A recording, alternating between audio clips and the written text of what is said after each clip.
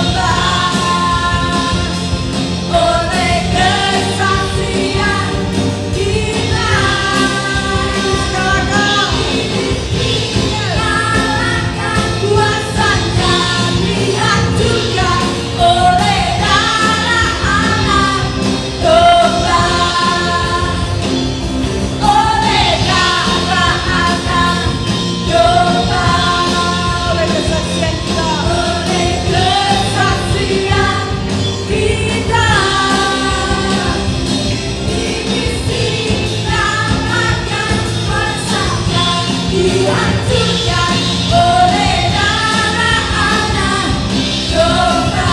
Katakan, oleh darah anak domba. Oleh darah anak domba. Oleh kesaksian kita. Oleh kesaksian kita. Iblis dikalahkan, kuasanya dihancurkan oleh darah anak domba.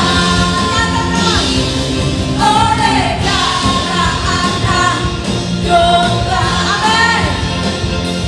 Oleh kesaksian kita. Iblis dikalahkan, kuasanya dihancurkan oleh darah anak domba. Oleh darah anak, oleh darah anak, oleh darah anak domba. Terima kasih Tuhan, terima kasih. Terima kasih untuk darah yang tercurah yang membebaskan kami. Terima kasih Tuhan untuk besar anugerah-Mu, pengorbanan-Mu. Sungguh terlalu besar, terlalu mahal pengorbanan-Mu bagi kami Tuhan, menyelamatkan hidup kami. Kami bersyukur Tuhan. Mari bersama-sama kita bersyukur di hadapan Tuhan. Dia yang layak disembah, Dia yang layak terima pujian syukur. Mari kita sungguh-sungguh menyembah Dia. Haleluya.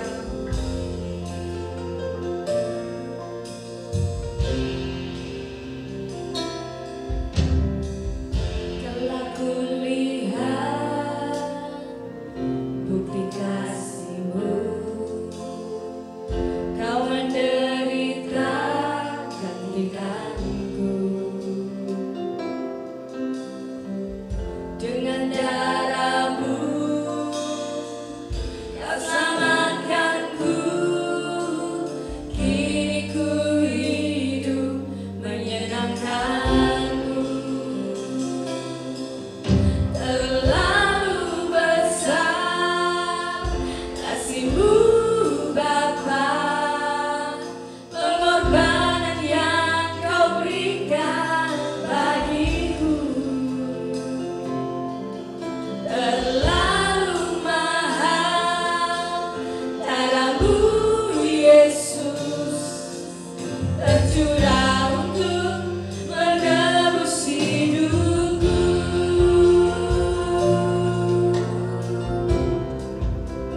Terima kasih Tuhan, kami bersyukur Tuhan.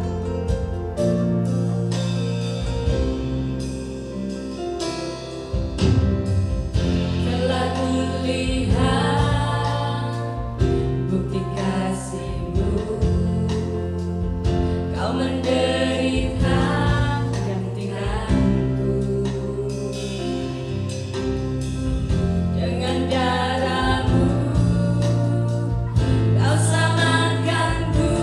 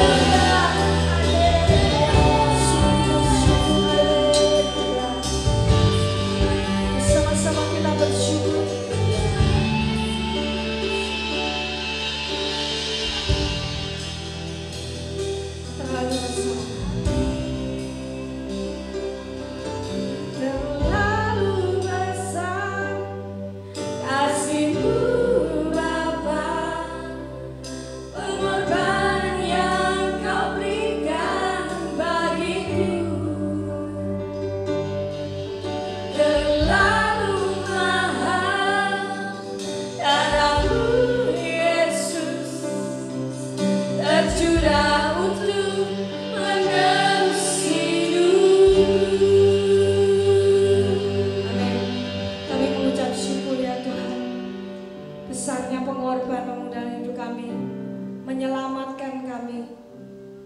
Terima kasih Tuhan, untuk kasih-Mu yang memulihkan. Tiba saatnya kami rindu mendengar kebenaran-Mu Tuhan. Berbicaralah ya Tuhan melalui hamba-Mu. Urapi setiap kami ya Tuhan.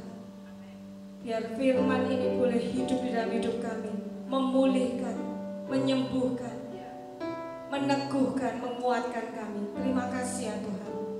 Di dalam nama Yesus. Haleluya. Amin.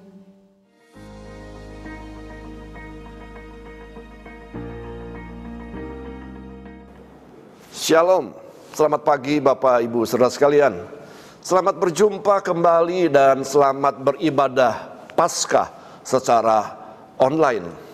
Hari ini adalah hari kebangkitan, atau hari ini adalah hari kemenangan. Yesus tidak tinggal selama-lamanya di dalam kubur. Pada hari yang ketiga, Yesus bangkit dari kubur. Artinya Yesus sudah mengalahkan maut. Haleluya. Saudara, hari-hari ini ada banyak orang yang takut dan khawatir akan yang namanya virus corona, yang membawa dampak pada akhirnya kepada sebuah kematian. Ini membuktikan bahwa musuh manusia yang paling besar, ini membuktikan bahwa musuh manusia yang paling ditakuti adalah kematian atau maut. Ada berita yang baik pagi hari ini.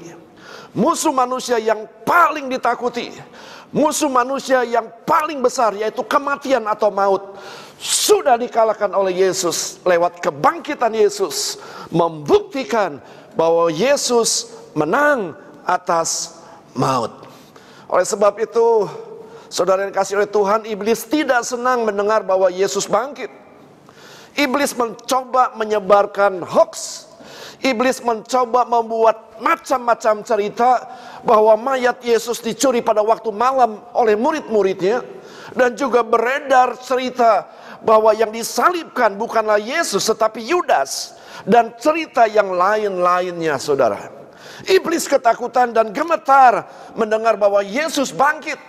Sebab kebangkitan Yesus merupakan kekalahan besar buat iblis. Sekali lagi, kebangkitan Yesus merupakan kekalahan yang besar buat iblis. Pagi hari ini, saudara, saya ingin mengajak Bapak Ibu saudara sekalian untuk membuka Alkitab kita bersama-sama, yang saya kutip di dalam 1 Korintus 15 ayat 3 dan ayatnya yang keempat.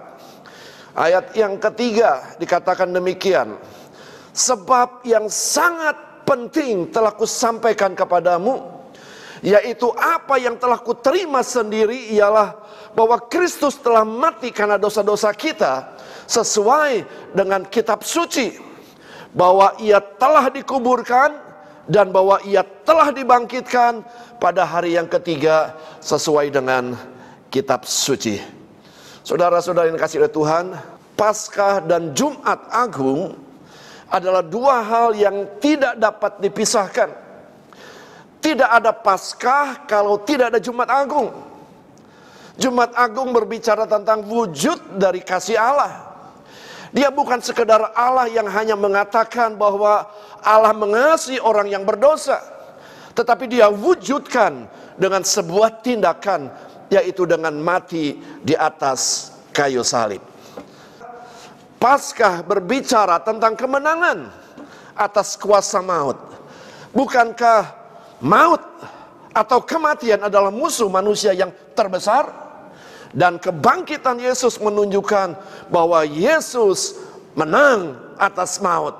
Dan kalau musuh yang besar saja ditaklukkan, apalah artinya musuh yang kecil-kecil, saudara? Dan kalau musuh yang paling besar, yaitu maut, ditaklukkan oleh Yesus, apalah artinya masalah sakit penyakit, apalah artinya masalah keuangan, apalah artinya masalah keluarga, saudara? Itu kecil buat Tuhan. Paskah berbicara tentang jawaban-jawaban dalam setiap persoalan saudara. Kalau Paulus mengatakan sangat penting, berarti ada berita yang kurang penting.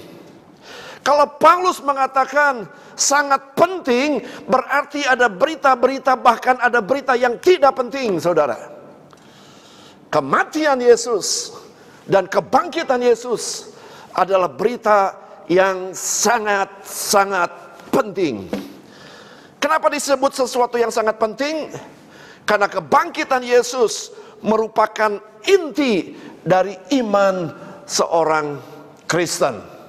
Tanpa iman akan hal ini, maka iman terhadap hal-hal yang lain tidaklah ada gunanya. Paulus mengatakan di dalam Korintus 15 ayat 14 sampai ayat 17 dikatakan demikian. Tetapi andai kata Kristus tidak bangkit, maka sia-sialah pemberitaan kami dan sia-sia jugalah kepercayaan kamu. Lebih daripada itu, kami ternyata berdusta terhadap Allah. Karena tentang Dia kami katakan bahwa Ia telah membangkitkan Kristus, padahal Ia tidak membangkitkannya. Kalau andai kata benar bahwa orang mati tidak dibangkitkan, sebab jika benar orang mati tidak dibangkitkan, maka Kristus juga tidak dibangkitkan. Dan jika Kristus tidak dibangkitkan, maka sia-sialah kepercayaan kamu, dan kamu masih hidup dalam dosamu. Perhatikan ayat 20. Tetapi yang benar ialah bahwa Kristus telah dibangkitkan dari antara orang mati sebagai yang sulung dari orang-orang yang telah meninggal. Bapak, Ibu, Saudara sekalian, kita akan melihat peristiwa apa yang terjadi pada minggu pertama setelah Yesus dikuburkan. Di dalam Markus pasalnya yang ke-16 ayat pertama dikatakan, setelah lewat hari Sabat, Maria Magdalena dan Maria ibu Yakobus serta Salome membeli rempah-rempah untuk pergi ke kubur dan meminyaki Yesus. Dan pagi-pagi benar pada hari pertama minggu itu, setelah matahari terbit, pergilah mereka ke kubur. Mereka berkata seorang kepada yang lain, siapa yang akan menggulingkan batu itu bagi kita dari pintu kubur? Tetapi ketika mereka melihat dari dekat, tampaklah batu yang memang sangat besar itu sudah terguling. Lalu mereka masuk ke dalam kubur dan mereka melihat seorang muda yang memakai jubah putih duduk di sebelah kanan. Mereka pun sangat terkejut. Tetapi orang muda itu berkata kepada mereka, jangan takut. Saudara, ada 3 alasan kenapa Yesus harus bangkit. Perpisahan selalu meninggalkan perasaan duka yang sangat mendalam. Apalagi yang meninggalkan kita adalah satu pribadi yang kita kasihi. Apalagi yang meninggalkan kita adalah satu pribadi yang dimana kita bergantung dan berharap sepenuhnya. Apalagi yang meninggalkan kita adalah satu pribadi yang dimana kita sering berlindung kepadanya. Inilah perasaan yang dialami oleh murid-murid pasca kematian Yesus di atas kayu salib. Mereka sedih, mereka putus asa, mereka tidak punya pengharapan, mereka takut dan gentar. Kalau saja murid-murid mengerti apa saja yang diucapkan Yesus sebelum Yesus mati di atas kayu salib, tentunya mereka tidak akan seperti anak ayam yang kehilangan induknya. Mereka tidak usah panik, mereka tidak usah sedih dan sebagainya. Alasan kenapa Yesus harus bangkit, yaitu untuk mengatasi segala ketakutan yang dialami oleh murid-murid pasca kematian Yesus di atas kayu salib. Alasan kenapa Yesus harus bangkit untuk mengatasi segala kesedihan yang dialami oleh murid-murid pasca kematian Yesus di atas kayu salib. Alasan kenapa Yesus harus bangkit untuk mengatasi segala keputusasaan yang dialami oleh murid-murid pasca kematian Yesus di atas kayu salib. Alasan kenapa Yesus harus bangkit untuk mengatasi segala kekhawatiran yang dialami oleh murid-murid pasca kematian Yesus di atas kayu salib. Saudara yang dikasihi oleh Tuhan, kalau ada di antara saudara yang memiliki kondisi seperti murid-murid pasca ditinggal mati oleh Yesus, Saudara sedang mengalami ketakutan mungkin. Saudara sedang mengalami kekhawatiran dalam hidup ini. Engkau kehilangan pengharapan. Dengar saudara firman Tuhan. Berita kebangkitan Yesus akan mengatasi segala kekhawatiran saudara. Berita kebangkitan Yesus akan mengatasi segala ketakutan yang saudara alami. Berita kebangkitan Yesus akan mengatasi segala kekhawatiran yang sedang saudara alami. Berita kebangkitan Yesus akan mengatasi segala keputusasaan yang sedang saudara alami. Jadikan berita kebangkitan Yesus sebagai inti iman saudara. Kebangkitan Yesus Kristus dari antara orang mati menyatakan bahwa ia adalah anak Allah yang berkuasa. Kebangkitan Kristus mengenapi firman Tuhan yang tertulis, maut telah ditelan dalam kemenangannya. Saudara, saya teringat ada 2 orang murid Yesus yang berjalan dari Yerusalem ke Emmaus pasca kematian Yesus di atas kayu salib. Mereka kehilangan pengharapan, saudara. Mereka putus asa dan mereka sedang mengalami kesedihan yang sangat dalam. Tetapi apa yang terjadi di tengah-tengah jalan, saudara, tanpa mereka sadari, mereka berjumpa dengan Yesus. Mereka bercakap-cakap dengan Yesus sampai akhirnya kedua murid Yesus ini sadar bahwa yang sedang bercakap-cakap dengan dia adalah Yesus yang sudah bangkit. Dampak dari pertemuan ini, saudara, Alkitab mengatakan 2 orang ini kembali bersemangat, berkobar-kobar dan kembali ke Yerusalem. Saudara yang dikasihi Tuhan, kalau kondisi kita tidak ubahnya seperti murid-murid Yesus pasca kehilangan Yesus, pasca kematian Yesus di atas kayu salib, mengalami kekhawatiran, mengalami ketakutan, keputusasaan, saya ingin beritahu, berita kebangkitan Kristus sanggup mengatasi segala sesuatunya. Jadikan berita kebangkitan Yesus sebagai inti iman saudara. Saudara yang dikasihi oleh Tuhan, alasan kedua kenapa Yesus harus bangkit, yaitu untuk memberikan jawaban atas setiap persoalan demi persoalan. Setelah lewat hari Sabat, Maria Magdalena dan Maria ibu Yakobus serta Salome membeli rempah-rempah untuk pergi ke kubur dan meminyaki Yesus. Dan pagi-pagi benar pada hari pertama minggu itu, setelah matahari terbit, pergilah mereka ke kubur. Mereka berkata seorang kepada yang lain, siapa yang akan menggulingkan batu itu bagi kita dari pintu kubur? Saudara yang dikasihi Tuhan, mereka adalah orang yang sangat mengasihi Tuhan. Mereka tidak melihat ada resiko apa kalau pagi-pagi buta mereka pergi ke kubur Yesus.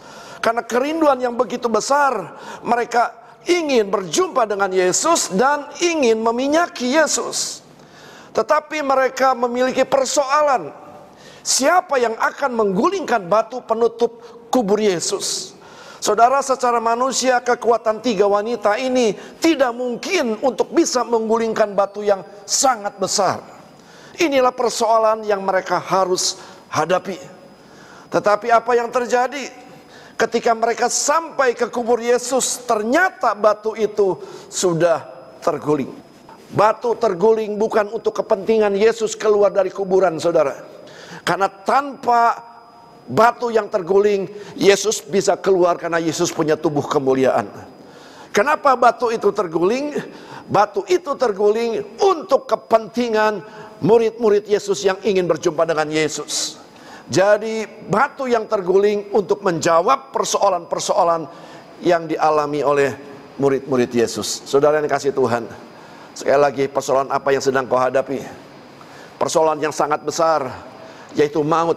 Sudah Yesus kalahkan di atas kayu salib. Apalah masalah rumah kontrakan, apalah masalah keuangan, apalah masalah keluarga, kecil bagi. Pesan yang ketiga, kenapa Yesus harus bangkit? Untuk menggenapi para nabi yang sudah bernubuat akan hal itu. Bahkan Yesus pribadi bernubuat akan hal itu. Sebab seperti Yunus tinggal di dalam perut ikan 3 hari 3 malam, demikian juga anak manusia akan tinggal di dalam rahim bumi 3 hari 3 malam. Matius 16 ayat 21. Sejak waktu itu, Yesus mulai menyatakan kepada murid-muridnya bahwa ia harus pergi ke Yerusalem dan menanggung banyak penderitaan dari pihak tua-tua, imam-imam kepala, dan ahli-ahli Taurat, lalu dibunuh dan dibangkitkan pada hari ketiga. Saudara, kalau kelahirannya dinubuatkan dan tergenapi, kalau kematiannya dinubuatkan dan tergenapi, dan lalu kebangkitannya dinubuatkan dan tergenapi, tinggal satu lagi nubuatan, yaitu kedatangannya, dan pasti akan digenapi. Oleh sebab itu persiapkan, jadilah jemaat yang kudus dan tak bercacat celah, menyongsong kedatangannya yang kedua. Jadilah jemaat yang memiliki iman yang teguh. Jadi 3 alasan kenapa Yesus bangkit. Yang pertama, saudara, kebangkitannya untuk mengatasi segala ketakutan, kekhawatiran, keputusasaan, kehilang pengharapan yang sedang saudara alami. Yang kedua, kebangkitannya untuk menjawab persoalan-persoalan saudara. Batu yang terguling bukan untuk kepentingan Yesus, tapi batu yang terguling yaitu untuk kepentingan murid-murid untuk bisa berjumpa dengan Yesus. Yang ketiga, untuk menggenapi nubuatan-nubuatan para nabi. Kalau kelahirannya dinubuatkan dan tergenapi, saya percaya kedatangannya pun yang kedua kali dinubuatkan dan akan tergenapi. Oleh sebab itu, persiapkanlah saudara menjadi jemaat yang kudus dan yang tidak bercacat celah, dan milikilah iman yang kuat menjalang kedatangannya yang kedua. Saudara yang dikasihi oleh Tuhan, yang seharusnya disalib adalah saudara, hukuman yang paling kejam, tetapi Allah gantikan buat saudara. Yesus dihukum supaya kita diampuni. Yesus disakiti supaya kita disembuhkan. Yesus dijadikan dosa oleh dosa kita supaya kita dijadikan benar oleh kebenarannya. Yesus menjalani kematian supaya kita menerima kehidupannya. Yesus menanggung rasa malu kita supaya kita menerima kemuliaannya. Yesus menjadi kutuk supaya kita menerima berkat. Amin. Mari kita akan berdoa. Bapa dalam surga, kami mengucap syukur untuk setiap pengorbanan Engkau di atas kayu salib. Dan tidak berhenti sampai di situ. Kami mengucap syukur pada hari ketiga Engkau bangkit dari kubur, membuktikan bahwa Engkau sudah mengalahkan kuasa maut. Terima kasih Tuhan Yesus. Terima kasih untuk berita kebangkitan, berita yang membawa kepada kami untuk bisa mengalami kemenangan lepas kemenangan. Biarlah firman Tuhan yang sudah disampaikan boleh menjadi iman yang kokoh, iman yang kuat, untuk kami boleh mengalami kemenangan lepas kemenangan di dalam hidup ini. Hamba berhenti berbicara, tapi biar Roh Kudus terus berbicara atas setiap kami, supaya berita kebangkitan itu sungguh-sungguh boleh kami alami. Kuasa kebangkitan itu sungguh-sungguh boleh kami alami, sehingga kami boleh menjadi umat-umat yang berkemenangan. Terima kasih Tuhan Yesus. Hanya di dalam nama Tuhan Yesus hamba sudah berdoa dan mengucap syukur. Haleluya. Amin.